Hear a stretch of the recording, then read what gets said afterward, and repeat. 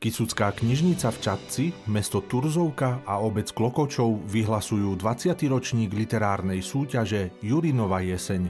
Zúčastniť sa jej môžu začínajúci autori bez vekového obmedzenia. Všetky podrobnosti nájdete na stránke knižnica-čadca.sk.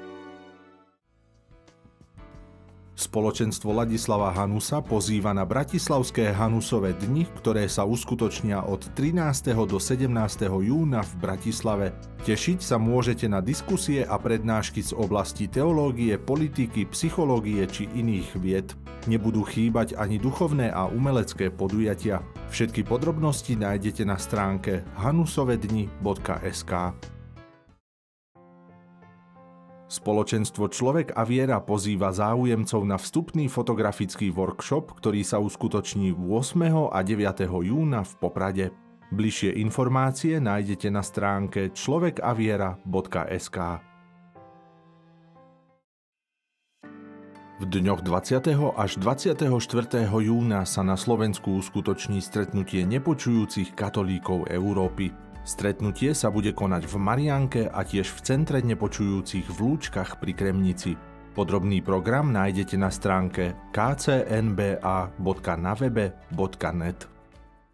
Komunita Emanuel pozýva na konferenciu Boh má srdce pri príležitosti 350. výročia zjavenia božského srdca Ježišovho. Konferencia sa uskutoční v sobotu 8. júna v M-aréne v Prešove. V programe sú chvály, prednáška otca Juraja Viteka, adorácia, svedectvá a svätá omša s apoštolským nunciom monsignorom Nicola Girasolim.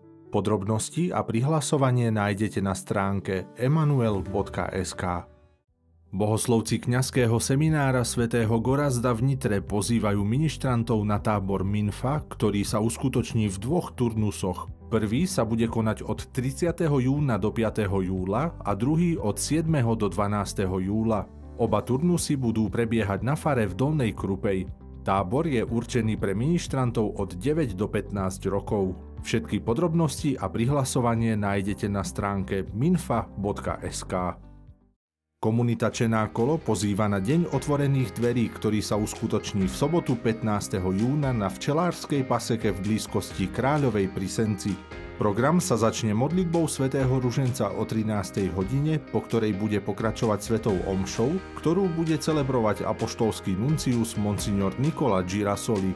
Po svätej omši bude nasledovať predstavenie na motívy Ježišových zázrakoch v evanjeliách s názvom Svetlo v temnotách. Bližšie informácie nájdete na stránke čenakolo.sk. Viac informácií o kresťanských podujatiach nájdete na stránke výveska.sk a tkkbs.sk.